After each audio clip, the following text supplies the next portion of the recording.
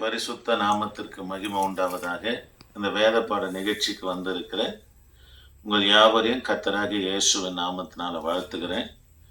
கடந்த நாட்களில் நம்ம நியாயாதிபதிகள் புத்தகத்திலிருந்து முகவுரிய மாத்திரம், அதாவது பின்னணியை மாத்திரம் பார்த்தோம். இன்றைக்கு யோசுவாவை குறித்து பார்த்துட்டு அதுக்கு பிற்பாடு ஒத்தியனில் இருந்து கடைசி நியாயாதிபதியாக இருக்கிற சாமுவேல் வரைக்கும் நம்ம பார்த்து கொண்டு வர போகிறோம். ஆமே, சரி, கவனிக்கலாம். நூனியின் குமாரனாகிய யோசுவா என்று வேதாந்தத்தில் கொடுக்கப்பட்டிருக்கிறது. யோசுவா என்றால் யெகோவா தேவனின் ரட்சிப்பு என்று பொருளாக இருக்கிறது. நீங்க என்னாகமும் 13ஆம் அதிகாரம் 8 கொஞ்சம் வாசிக்க முடியுமா? எப்பிராயிம் கோத்திரத்தில் நூனின் குமாரன் ஓசையா பென்யமின் கோத்திரத்தில். சரி, கவனிக்கலாம். தன் தாய் தகப்பனாரி யோசுவாவுக்கு வைத்த பேர் என்னன்னா ஓசையா என்று பெயர் வைக்கிறாங்க. ஓசையா என்று சொன்னாலும் ரட்சிப்பு தான். மோசே தான் என்னாகமும் 13:16 அதாவது யோசுவாவுக்கு மோசே தான் யோசுவா என்று பெயர் வைக்கிறத நம்ம பார்க்கிறோம். அல்லேலூயா. சரி, கவனிங்க. அது மாத்திரம் இல்ல, வரலாற்று நூலில் இஸ்ரவேலுடைய வரலாற்று புத்தகம் எத்தனைன்னா, அதாவது 12 புத்தகம். அந்த 12 புத்தகத்துல முதலாவது இடம் பெறுகிற புத்தகமே நான் சொன்ன யோசுவா புத்தகம் தான். நான் திரும்ப அதை நான் சொல்றேன்.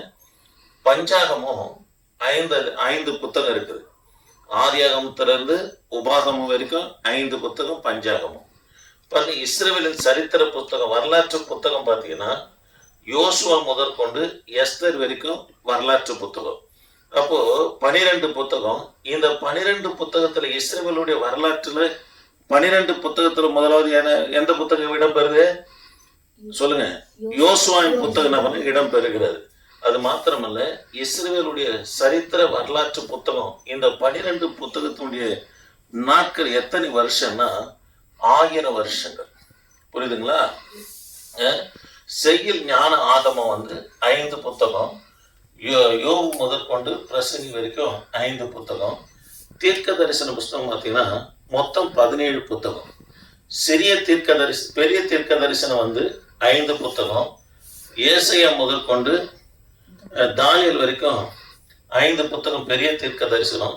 சிறிய தீர்க்க தரிசனம் ஓசியாவில இருந்து மல்கியா வரைக்கும் 12 புத்தகம். ஆக மொத்தம் பழைய ஏற்பாட்டின் புத்தகம் எத்தனைன்னா பாருங்க 39. இப்போ புதிய ஏற்பாட்டு புத்தகம் எத்தனை? 27. மொத்த புத்தகம் 66 என்று சொல்லி பார்க்க பாருங்க. 3 × 9 என்ன வரும்? 27. 39 பெருக்கணும்னா வருது 66 புத்தகம் மொத்தம். புரியுதுங்களா? சரி, கவனிக்கலாம். ஆக தேவ பிள்ளைகளே, இஸ்ரவேலின் வரலாற்று புத்தகம் எத்தனை? 12. இதுல முதல்ல இடம் பெறுகிற புத்தகம் எது? யோசுவாவின் புத்தகம் என்று சொல்லி நம்ம பார்க்கிறோம். ஆமே, சரி. யோசுவா மோசோட இருந்து முக்கிய சம்பவங்கள் என்ன சம்பவம்னா, யாத்ராகமோ 33ஆம் அதிகாரம் 11ஆம் வசனத்தை நீங்க வாசித்து பார்ப்போம்னா கொஞ்சம் சீக்கிரம் வாசிக்க முடியுமா? தன் சிநேகிதனோட பேசுவது போல. என்னாகமோ பிற்பாடு என்னாகமோ 11:28 வாசிக்குமா? ஒருவன் தன் சிநேகிதனோடு பேசுகிறது போல மோசேயோடு முகமுகமாய் பேசினார். அவன் பாளையத்துக்கு திரும்பினான். நூனின் குமாரனாகிய யோசுவா என்னும் அவனுடைய பணிவிடைக்காரனாகிய வாலிபன் ஆசாரிப்பு கூடாரத்தை விட்டு பிரியாதிருந்தான். இங்க கவனிக்கலாம். மோசேயோடு யோசுவா இருந்த முக்கிய 3 சம்பவங்கள் உங்களுக்கு சொல்றேன். யாரோட இருந்த? மோசோட இருந்த யோசுவா முக்கிய சம்பவம் என்னன்னா, முதலாவது சம்பவம் ஆசாரிப்பு கூடாரத்தை விட்டுனா இருந்தாரு, பிரியாத இருந்தார். மோசே போவாரு, ஆசாரிப்பு கூடாரத்துல கர்த்தரோடு பேசுவாரு, வார்த்தை பெற்றுக்கொண்டு பாளையத்துல இருக்கிற இஸ்ரவேல் ஜனங்களிடத்துல வந்துருவார். ஆனா நூனின் குமாரனாகிய வாலிபன் யோசுவா ஆசாரிப்பு கூடாரத்தை விட்டு என்ன பண்ண இருந்தாரு? பிரியாத இருந்தார். தேவ பிள்ளைகளை, வாலிப நாட்கள்ல நமக்கும் தேவனுக்கும் ஒரு நல்ல உறவு, ஒரு ஐக்கியத்தை நம்ம வச்சுக்கணும்னா பின் நாட்கள்ல அதுதான் நமக்கு அஸ்திபாரம். அதனால் உலக பிரகாரமான கட்சி அது போல நான் அதெல்லாம் நேரங்களை செலவிடாமல் வாலிப நாட்களை உங்களுக்கும் தேவனுக்கும் ஒரு நல்ல ஐக்கியத்தை உண்டு பண்ணிங்கன்னா இதுதான் அஸ்திபாரம். பின் நாட்கள் உங்கள் ஊழியத்துக்கும் உங்கள் எதிர்காலத்துக்கும் அது ஆசீர்வாதமாக அமையும். ஆமென். அதான் என்னை அதிகமாக நேசித்த ஒரு ஊழியக்காரர் தஞ்சாவூரில் இருக்கிறார். அவர் எங்கள் ஊருக்கு வருவார் மதுரவாயிலுக்கு. இப்போது நம்ம சோனாம்பேட்டில் ஊழியம் செய்கிறோம். எனக்கு சொந்த ஊர் மதுரவாயில். அவர் வந்த பிற்பாடு சொல்லுவார், வாலிப நாட்களில் உனக்கு எவ்வளோலாம் உபவாசம் பண்ண முடியுமோ, திருமணத்துக்கு பிற்பாடு உபவாசம் பண்ணுறது ரொம்ப கஷ்டம். வாலிபன் அதாவது திருமணத்துக்கு முன்பதாக உன்னால் எப்போல்லாம் உபவாசம் பண்ணி ஜெபிக்க முடியுமோ ஜெபம் பண்ண சொல்லுவாங்க. கர்த்தர் எப்போல்லாம் ஏவுறாரோ தேவ சமூகத்தில் உட்காந்து ஆண்டுடைய அதனால ஊழியத்தில் அநேக ஆத்துமாக்களை தருகிறார். ஆமென். சரி, கவனிக்கலாம். அப்போது முக்கிய சம்பவம் மோசோடு யோசுவா இருந்த முக்கிய சம்பவங்களில் ஒன்றுனது ஆசாரிப்பு கூடாரத்தை விட்டு என்ன பண்ண இருந்தார்? பிரியாது இருந்தார். ரெண்டாவது தேவ பிள்ளைகளே பாருங்க, என்னாகமம் 13ஆம் அதிகாரத்தில் ரெண்டாவது மோசே யோசுவோடு இருந்த சம்பவம் என்ன கவனிக்கலாம். என்னாகமம் 13ஆம் அதிகாரத்தில் கானானை வேவு பார்க்க போனார். என்னாகமம் 13ஆம் அதிகாரத்தில் கானானை வேவு பார்க்க போனார். மூன்றாவது காரியம் யாத்திராகமம் 17ஆம் அதிகாரம். யாத்திராகமம் 17ஆம் அதிகாரத்தில் அமலேக்கரோடு என்ன பண்ண யுத்தம் பண்ணினார். யாரு? யோசுவா என்ன பண்ண யுத்தம் பண்ணார். திரும்ப சொல்கிறேன், மோசோடு யோசுவா இருந்தபோது நடந்த முக்கிய 3 சம்பவங்கள். ஆசாரிப்பு கூடாரத்தை விட்டு பிரியல, கானானை வேவு பார்க்க முடியாது சென்றார். மூன்றாவது அமெரிக்கரோடு யார் யுத்தம் பண்ணார்? யோசுவா யுத்தம் பண்ணார் என்று சொல்லி நம்ம பார்க்கிறோம். அல்லேலூயா. சரி, கவனிக்கலாம் தேவ பிள்ளைகளை. இன்னொரு காரியத்தை யோசுவா குறித்து சொல்லி நான் அந்த வேதப்பாட நிகழ்ச்சியை நிறைவு செய்யும்படியாக விரும்புகிறேன். மோசேக்கு பிற்பாடு கர்த்தர் யாரை தெரிந்து கொண்டார்னா இஸ்ரவேல் ஜனங்களை வழிநடத்த 430 வருஷம் இஸ்ரவேல் ஜனங்க எகிப்தில் இருந்தாங்க. 400 வருஷம் யோசேப்புனால வழிநடத்தப்பட்டாங்க. யோசேப்பு மரித்த பிற்பாடு யோசேப்பு அறியாத வேறொரு ராஜா வந்து இஸ்ரவேலுடைய தொகையை பார்த்த உடனே பயந்து இவங்களால நமக்கு ஒரு ஆபத்து வந்துடுமோன்னு சொல்லி இஸ்ரவேல் ஜனங்களை ஒடுக்கும்படியா 400 வருஷம் நம்மனா அடிமைப்படுத்தினான். அவங்கள கர்த்தர் யாரை கொண்டு விடுதலையாக்குறாரு? மோசேவை கொண்டு கர்த்தர் நம்மனை விடுதலையாக்கினார். அல்லேலூயா. மோசேவை கொண்டு விடுதலையாக்கி கொண்டு வராரு. ஆனால் கானான்ல கொண்டு போய் சேர்க்கிற வேலை யாருடையதாக இருந்தது? யோசுவாவுடைய வேலையாக காணப்பட்டது. ஆக தேவ பிள்ளைகளை கவனிக்கலாம்.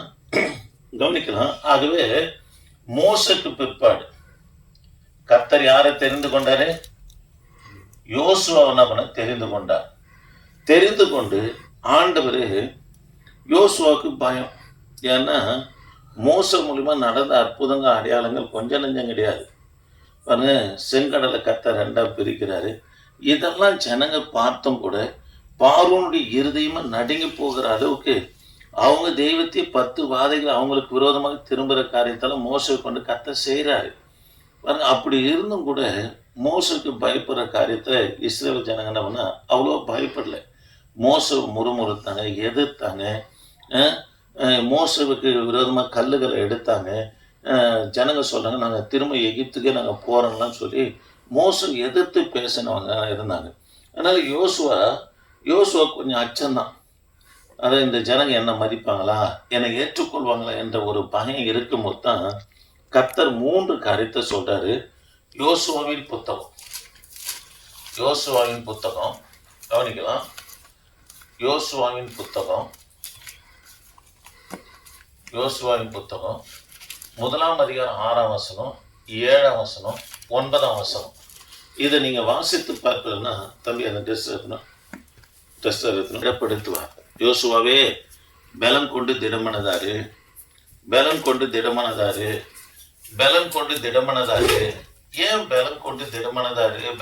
திடமனதா இரு என்று சொல்லி 3 இடத்துல அவர் சொல்லுவார்னா இங்க கவனிங்க. யோசுவா 1ஆம் அதிகாரம் 6ஆம் வசனம், 7ஆம் வசனம், 9ஆம் வசனம். பாருங்க, யோசுவா 6ஆம் அதிகாரத்துல யாரோடு கூட யுத்தம் நடக்குதுன்னா 7ஆம் அதிகாரத்துல, யோசுவா 6ஆம் அதிகாரம், யோசுவா 7ஆம் அதிகாரத்துல ஆயின்னு சொன்னா மாம்சம். பாருங்க 9ஆம் அதிகாரம், இது கிபியோனு. இவங்க யாருன்னா பிசாசு. யாரு?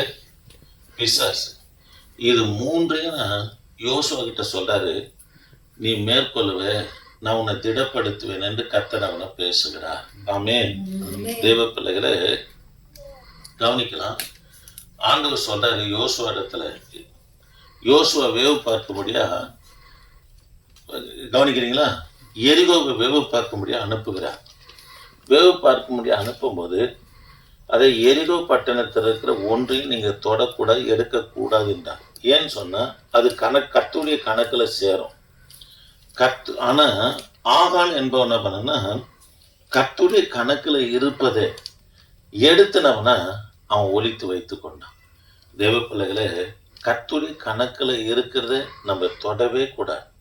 தொட்டோம்னா எடுத்தோம்னா நம்ம தேவனுக்கு ஒரு நாளைக்கு கணக்கு கொடுக்க வேண்டியதாயிடும்.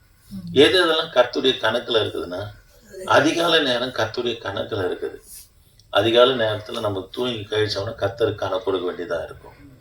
பாருங்க, தசமபாகம் கர்த்தருடைய கணக்குல இருக்குது. அது என்னுடைய ஆசனுடைய சம்பளமா இருக்குதுன்றார். இது போல பல காரியங்கள் இருக்குது.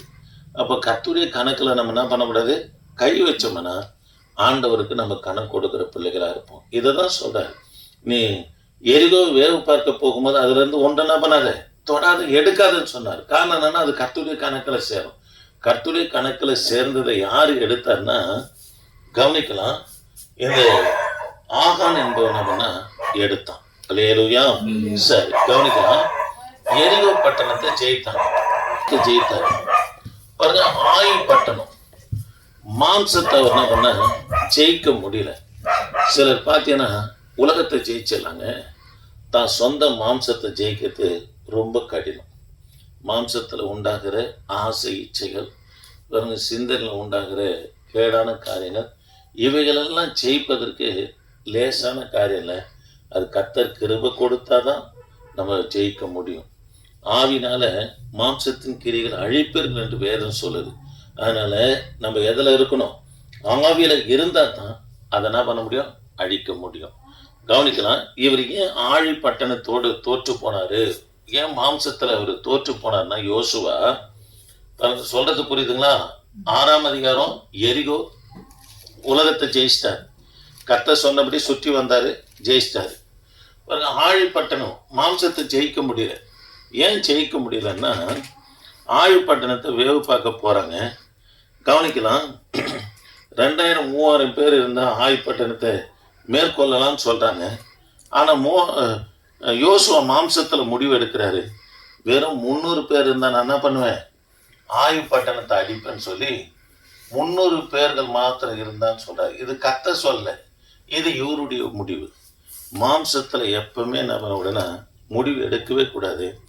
கவனிக்கலாம், இஸ்ரவேல் ஜனங்களுக்கு கர்த்தர் தோல்வியை கொடுத்தாரு. யோசுவா கர்த்தரிடத்துல போய் விசாரிக்கிறார், ஏன் ஆண்டவர் இந்த தோல்வி, ஏன் ஆண்டவர் இந்த பிரச்சனை, ஏன் ஆண்டவர் இந்த போராட்டம், நாங்கள் ஆழி பட்டணத்துக்கு முன்பாக ஏன் நாங்கள் முதுவை காட்ட வேண்டிய ஒரு சூழ்நிலை வந்தது என்று சொல்லி விசாரிக்கும் போது பாருங்க, கர்த்தருடைய கணக்கில் சேர்றதை யார் எடுத்து ஒலிக்க வச்சிருக்கிறது, ஆகான் என்றவன் என்ன பண்ணான், ஒலிக்க வச்சிருக்கிறான் என்று சொல்றார். அதனால தேவ பிள்ளைகளை, மாம்சத்தில் நம்ம முடிவு எடுக்கவே கூடாது. இப்போ ஜனம் வேவு பார்த்துட்டு வந்து சொல்றாங்க, 2000 பேர் 3000 பேர் இருந்தா என்ன பண்ணலாம், மேற்கொள்ளான்றாரு. ஆனா இவர் சொந்த முடிவுனது 300 பேர் இருந்தா மேற்கொள்ளான்றாங்க. எதுலையுமே மாம்சத்துல கர்த்தருடைய பிள்ளைங்க முடிவு எடுக்கவே கூடாது. ஆவியானவர் சொல்லுகிறபடி நம்ம பயணிக்கும் போது அதுல கர்த்தர் ஜெயத்தை தருவார். ஆமென். அப்போ யோசுவா உலகத்தை ஜெயித்தார். எதுல தோற்று போனாரு, மாம்சத்துல தோற்று போனார். மாம்சத்துல ஜெயம் எடுக்கணும். மாம்சத்தை எப்படி ஜெயிக்க முடியும்னா, ஆவினாலதான் ஜெயிக்க முடியும். கர்த்தர் மாம்சத்தையும் ஜெயித்தாரு, உலகத்தையும் ஜெயித்தாரு, பிசாசையும் ஜெயித்தார். ஆமென். சரி, இங்க கவனிக்கலாம், கிபியோனர் பார்த்தீங்கன்னா இவங்க பிசாஸ். இதெல்லாம் நீ ஜெயிப்ப, நீ பயப்படாதே என்று சொல்லிதான் யாரை திடப்படுத்துற கர்த்தர் யோசுவா. இன்னைக்கு நம்ம யாரை குறித்து பார்த்தோம்? நூனின் குமாரனாகிய யோசுவாவை குறித்து பார்த்தோம். யோசுவா மரித்த பிற்பாடு தான் இஸ்ரவேல் ஜனங்க பாவம் செய்ய ஆரம்பிக்கிறாங்க. பாவம் செஞ்ச பிற்பாடு தான் கர்த்தர் நியாயாதிபதியாக யாரை எழுப்புகிறார்? ஒத்திய நில நபரை எழுப்புகிறார். அடுத்த நிகழ்ச்சியில நம்ம யாரை குறித்து பார்க்க போறோம்? நியாயாதிபதி ஒத்திய நில குறித்து பார்க்க போறோம். ஜெபிக்கலாமா? கண்களை மூலம் முழங்கால் படிக்கலாம். துதிக்கிறோம். கொஞ்ச நேரம் ஆண்டவரே நாங்கள் வேத படம் பார்த்தீங்க. வந்த பிள்ளைகளை கர்த்தர் நீங்க ஆசீர்வதிங்க. தொடர்ந்து உடைய பிரசன்ன தயவு பிள்ளைகளோடு இருக்க உதவி செய்யுங்க. வழிநடத்துங்க, ஆசீர்வதிங்க. இயேசு நாமத்தை ஜெபிக்க நல்ல பிதாவே, ஆமென். என் ஆத்துமாவே கர்த்தரை ஸ்தோத்திரி, மூலமே கர்த்தரை பரிசுத்தம். என் ஆத்துமாவே கர்த்தரை ஸ்தோத்திரி, அவர் செய்த சகல பரமராஜ். ஆமென். அல்லேலூயா, அல்லேலூயா, அல்லேலூயா.